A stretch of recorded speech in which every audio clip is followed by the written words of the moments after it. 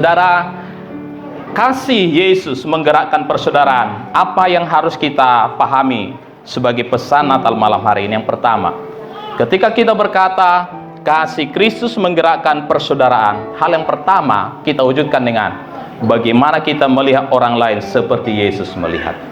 Kita hanya akan bisa perlakukan orang lain sebagai saudara ketika cara pandang kita kepada orang lain sama seperti cara pandang Yesus. Pertanyaannya adalah bagaimana Yesus memandang orang lain? Bukankah seringkali kita terjebak saat melihat orang lain di sekitar kita, kita buat kriteria ketentuan. Dengan ketentuan cocok, tidak cocok, senang, tidak senang, suka atau tidak suka. Menjadi kriteria kita memperlakukan orang lain menjadi saudara atau orang lain.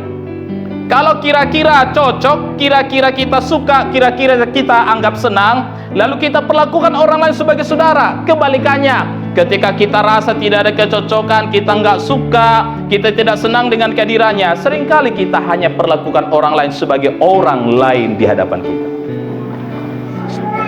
Saudara-saudara, ternyata kita nggak boleh hanya melihat orang lain sebatas pengukuran daripada suka, senang, cocok menurut pandangan kita, tapi berdasarkan belas kasihan seperti yang Yesus kerjakan, yaitu sebuah rasa empati dari rahim kita, dari rahimia kita, dari kedalaman hati kita, sehingga kita bisa melihat orang lain seperti Yesus melihat. Ayat ini mengatakan belas kasihan Yesus kepada orang banyak karena mereka lelah dan terlantar. Perhatikan, karena mereka lelah dan terlantar. Kata lelah di sini bukan karena lelah badani, Bapak Ibu.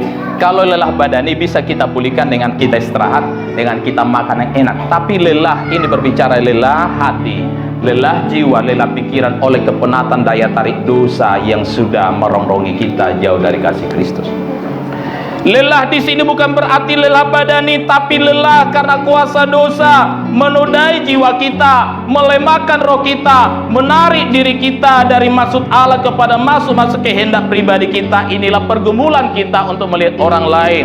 Lalu disebut di sini terlantar. Ini berbicara bahwa manusia tanpa arah, tanpa tujuan hidup saat kehidupannya belum berjumpa dengan Kristus. Dan ketika kita menyadari kita sudah berjumpa dengan Kristus, ada alasan kita untuk berbelas kasihan kepada orang lain, karena melihat orang lain lelah dengan dosanya, melihat orang lain hidup tanpa tujuan yang pasti dalam hidupnya. Dan itu yang harusnya menggerakkan hati kita melihat orang lain bukan orang asing, tapi saudara yang harus kita bawa mengenal Kristus Yesus. Katakan amin.